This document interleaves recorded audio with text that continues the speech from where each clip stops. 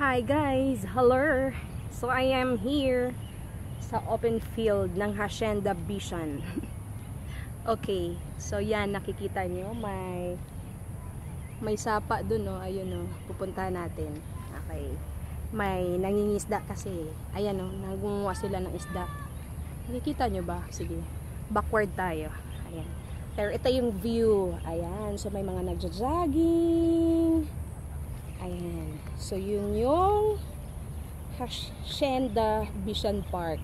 Okay. So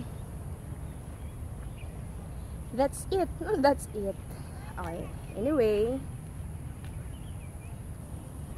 So ayan. Papunta na tayo dun sa ilog. Ayan yung ilog. Ilog de Sapa. Ayan. Diba? So ayun. Yung mga bata nangingisda sila. Hindi. Naglalaro lang yung mga yan. Okay. Pero anyway, nahihirapan yung isa, oh. Nahihirapan siyang manguha ng isda. Okay. So ako kaya, mahirapan kaya din akong tumawid dito. Okay. My goodness, hindi pwede ata tumawid. Hindi, pwede tumawid. Ayan, so nakatawid na ako. From there to here. Okay. Ayan, Diyos ko, may naalala ako. Nasa ilog, nasa sapa ako. Parang probinsya lang. Probinsya feels, taray. Okay. Diba? Wow. So, ayan. Nandito ako ngayon. At nandyan sila. So, medyo nahihirapan sila ngayong mangisda. Okay. Mangisda talaga. Anyway, eto lang. May relate lang ako dyan. Kasi diba tayo, nahihirapang magtrabaho, nahihirapang kumita ng pera. Pero bakit? Ang daling gastusin. Diba? Isipin nyo na lang. O, ilang oras ka magtatrabaho sa isang araw? 8 hours. Minsan pa nag-overtime.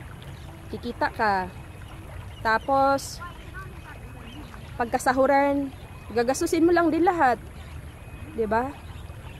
Ang hirap kumita, ang bilis gumastos. So, anong kailangan nating gawin doon? Change natin yung mindset tsaka yung habit natin pagdating sa pag-manage ng pera. 'Di ba, boy? Oh yeah. What are you doing? Are you fishing? Okay. Oh yeah. So naghahanap siya ng fish. Oh yes. So ayun. So you just have to make sure. Hi. Hi. What are you doing? I'm vlogging, you know. Vlog? Are you a YouTuber? Yeah, follow me, okay? I'm also. Wow. So where's your video?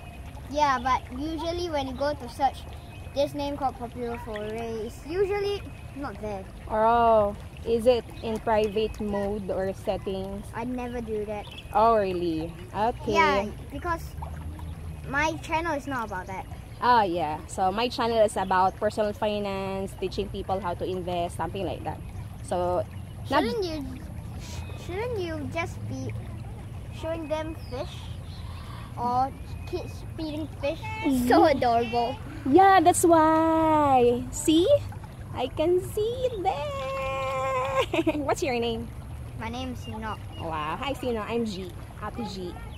Yeah. You know, I have a book. This is the title of my book.